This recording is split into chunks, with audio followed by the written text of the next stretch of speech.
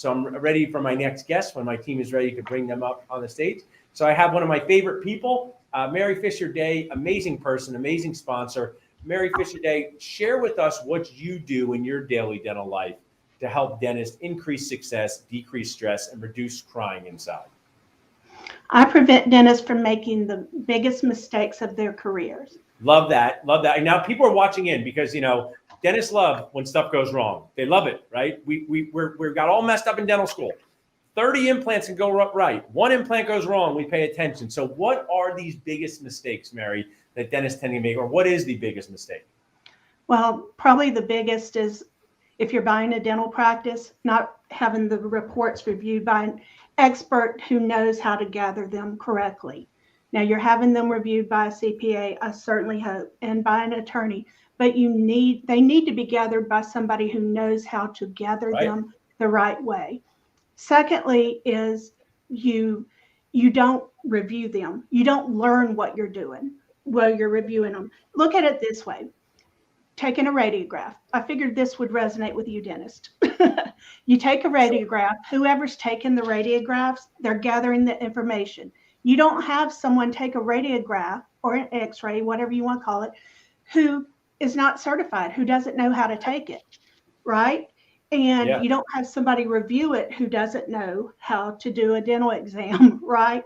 So you need somebody that knows what they're doing to do this for you. And that's what I do. I help story, Mary, and I just want to add to this comparison story, because if you showed a dental assistant an EOB or a front desk team member an x-ray, even though they both work in the same office, and even though they're both smart people, it's not what they do every day. So if you don't have the right person reviewing the right data on your biggest decision, and I am so with you, I've used a lot of kindly annoying questions, is what is the biggest decision in the life of a dentist? And many people say getting married, but I will actually put buying a practice up there the same. This is why, and you know this, the end of dentist careers, multiple spouses, maybe just one dental practice.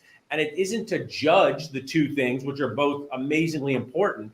It's to elevate that this decision you make influences everything else that happens to you. So you help dentists review these reports, Mary. What are some of the things your clients, or what are some of the aha moments you help your clients understand on this journey to either buying the practice or probably more importantly, refusing to buy certain practices? Right. That when you're reviewing reports and you see that 98% collections, do you know what that's based on? Is it based on your actual UCR, or is it based, are your fees being entered as they're paid by the insurance company? For instance, you enter MetLife's dental insurance fees, okay? And that's what you're charging out rather than your EOB. Well, yeah, it's going to look good if you do that. It won't look good if you leave it out and you're writing off, say, MetLife, probably 40%. Maybe more for MetLife. I think, and I just want to bring that thought, you're just sharing so much amazing value. Whether you utilize a service like Mary or us or anyone, this is such a very key point.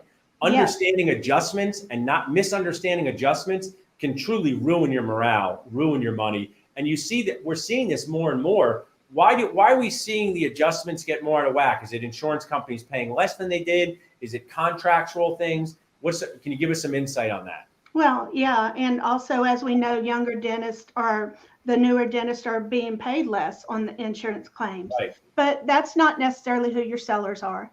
One thing we're seeing is, as hopefully everyone knows, that Delta Premier is basically gone for anyone who isn't already an existent practice owner. So you look at it and you're like, well, they have 50% Delta Premier. They pay well. Guarantee you, they're not going to pay you as well as they did.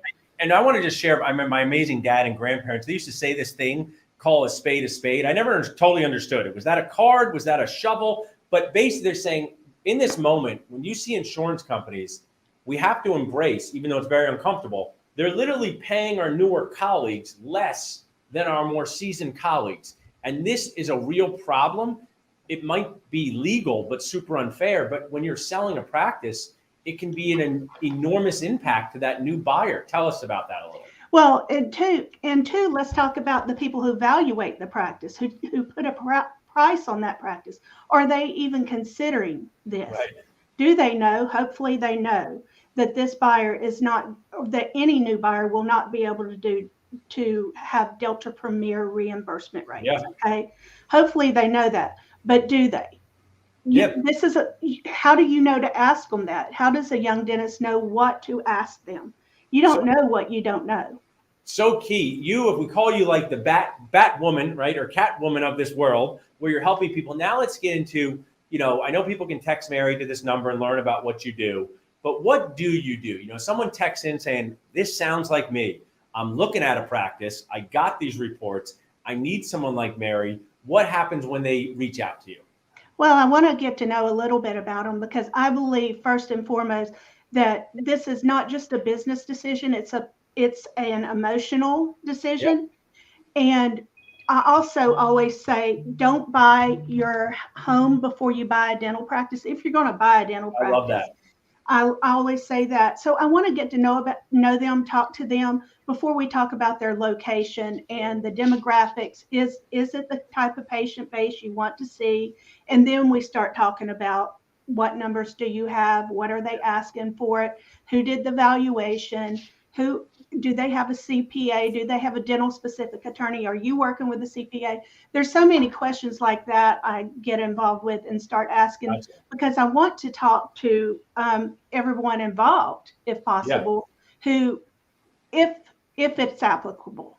And I think, what you do is so awesome. We're so proud to have you as a sponsor. And also, just if I can add in, when you're making big life decisions, whether it's bringing a baby home from a hospital, buying a practice, the more people you have on your team that do this all the time helps your morale, helps your sanity. When you can say to a Jamie Amos, is this normal? A Jared Duckett, is this normal? A Mary Fisher Day, is this normal? And when they say, we did this hundreds of times, and this is normal actually, 18 new patients a month for this practice is normal. I know on Facebook it says 100 new per month, but this is a fee-for-service practice. Or you could say, the dental office manager makes $150,000 a year. Is that normal? That's not normal. So we need to dig into that, and we need to talk about it. And it doesn't mean it's not the right practice, but really what you guys do, and especially what you do, is finding the right fit for dentists at the most vulnerable time in their lives. Well, and that's true. And the dental office manager may be a manager of multiple offices. Right, yes. So there's all kinds of things to look in the overhead.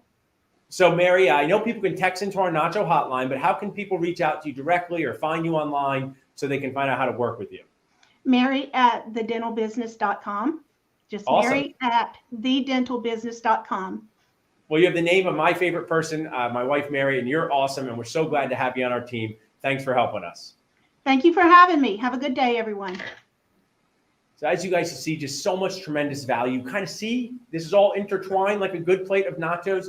Each team member, our mobile dental people, that's impacting practice transitions as well. So these big life decisions, you want people on your team who know what they're doing.